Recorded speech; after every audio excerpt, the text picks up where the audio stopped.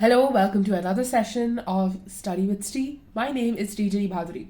Today I'm going to be covering forces and laws of motion, the chapter that gives me the most pain in physics.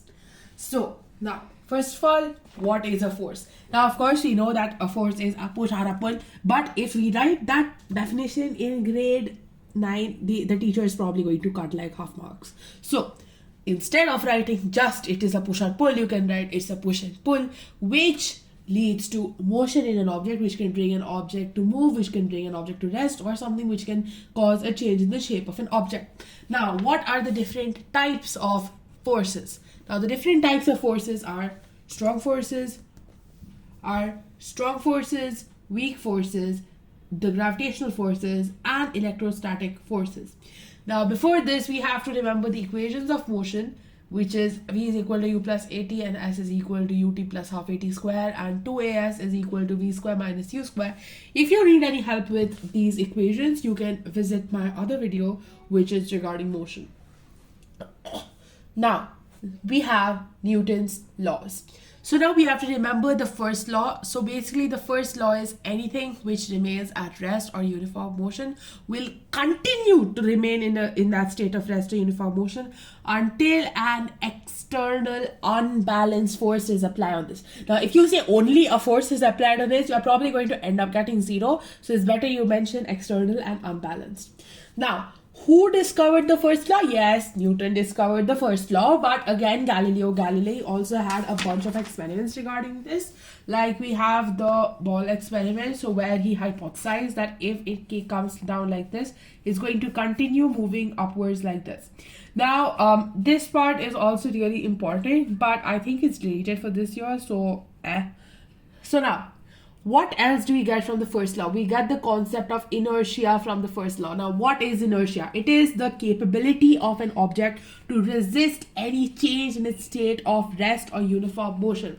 Now, inertia is dependent on only mass.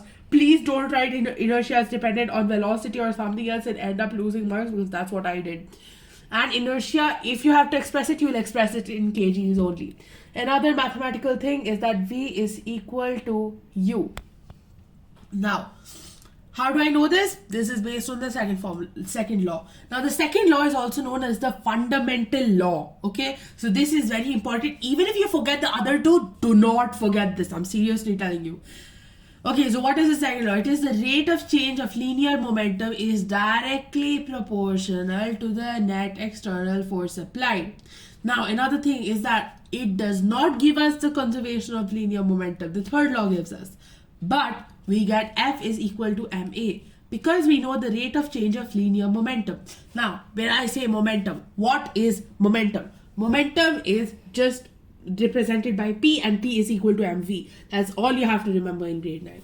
So, rate of change of linear momentum is basically m into v minus u by t, and v minus u by t is basically it's a. So it's F is equal to ma.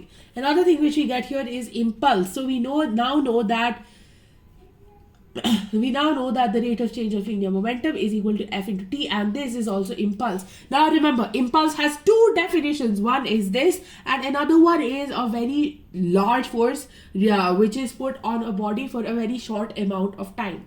Okay, now from the second law, how do we get the first law? Now, tell me, here it is uniform motion, right? So, A is going to be 0 or F is going to be 0. So, basically, then that means that V minus U by T is also going to be 0, which means V minus U is equal to 0, which means V is equal to 0. Now, we have the last one, which is the third law, which is every action has an equal and opposite reaction. But then aren't they going to cancel each other? Then is it everything going to be in rest all the time? No. Action and reaction occur on two different bodies.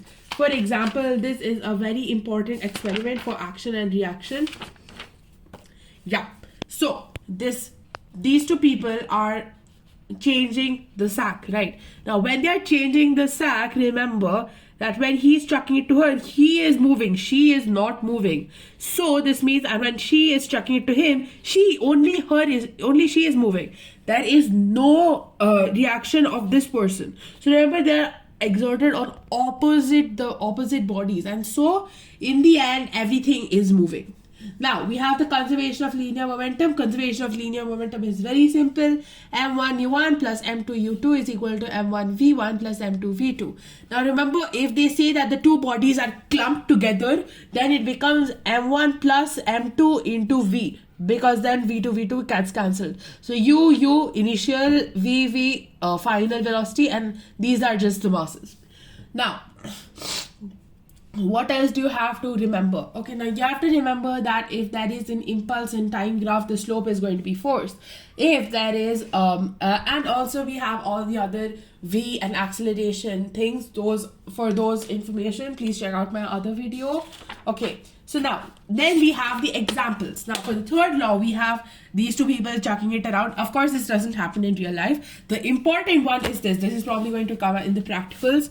This is going to come very often because this is the guy jumps from the ship and then the ship moves back, the guy moves front. So this is also very important. And the recoil of a gun. This is an entirely different topic in grade 11. So you have to remember this. Just remember that the basic formula for this is minus m capital V by capital M. Now that is enough for grade 9 in case they give you any other questions. Now, rate of change of momentum. Now, remember, when you are jumping or chucking something or catching something, your main goal is to reduce the force so that your bones don't break. That is why when this guy is catching the ball, he is moving it very slowly backwards so that he can decrease the rate of change, and therefore he can decrease the external force applied on his poor hands. Similarly, we even have several other examples like the long jump example or the wrestler's example. I think you guys have it in your notes already. Now, we have this experiment. Now, this comes in the practicals a lot. It'll probably come as a case study for you guys. So, when we flick a coin, the coin moves down. Why is this so? This is because the coin has inertia. Some other examples of inertia are the fact that leaves detach. We can pull a tablecloth very fast without dislodging the dishes. This is very important. Okay, now that we are done with this, the Galileo Galilei part, if you guys want to read it, but normally no questions are given. Now we come to the most basic and probably important part. This is balanced and unbalanced forces. Now, when I'm holding it here, it's not moving, but still balanced forces are acting. We have weight acting downwards, and we even have a normal force acting upwards, as well as some air resistance. So these are balanced forces, and this is why it is in rest. And then what are unbalanced forces? Now, if I have this and then I move it up, then what happens is that I've applied an external unbalanced force in it. So now the normal plus my upward force and the basically becomes more than the gravity. So that's why it moves up. So that's about it for force and laws of motion. Until next time.